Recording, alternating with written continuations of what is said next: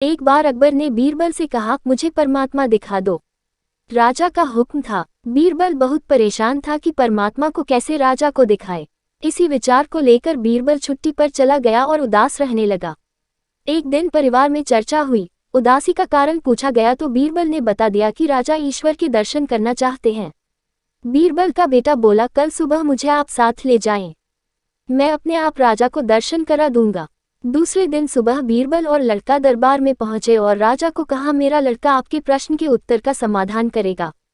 राजा ने सोचा, ये लड़का क्या समाधान करेगा।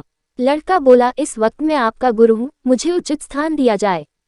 राजा ने सोचा, बात तो ठीक कह रहा है, मैंने तो प्रश्न किया है, समाधान करने वाला गुरु समान होता है। राजा ने लड़के के लिए अपने साथ थोड़ा ऊंचा स्थान दिया। लड़का बोला, महाराज एक दूध का कटोरा मंगाओ। राजा ने दूध का कटोरा मंगाया।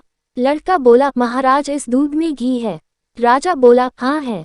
लड़का बोला, पहले मुझे आप उसका दर्शन कराओ। राजा बोला, तू मूर्ख है, घी के दर्शन ऐसे थोड़े होते हैं। पहले दूध को गर्म करना पड़ता है, फिर उसकी दही जमाना पड़ता है, फिर उसको मघानी में रिड़का जाता है, फिर मक्खन निकलता है, फिर उसे गर्म गर्म कढ़ाई में डाला जाता है, फिर उसकी मैल निकाली जाती है, तब जाकर घी के दर्शन होते हैं। ऐसे ही थोड़े दर्शन होते हैं।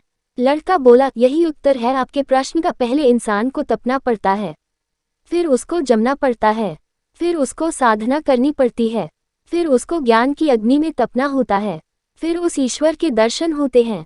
अकबर समझ गया और बोला, तू वाकई ही मेरा गुरु है। ईश्वर को जानने के लिए बहुत कुछ करना पड़ता है। वैसे हर आत्मा में ईश्वर का अंश है और उसी को ईश्वर का रूप समझना चाहिए, तभी सुख की प्राप्ति होती है। ये भी संसार का एक नियम है। हमारे चैनल को सब्सक्राइब जरूर करें। धन्यवाद।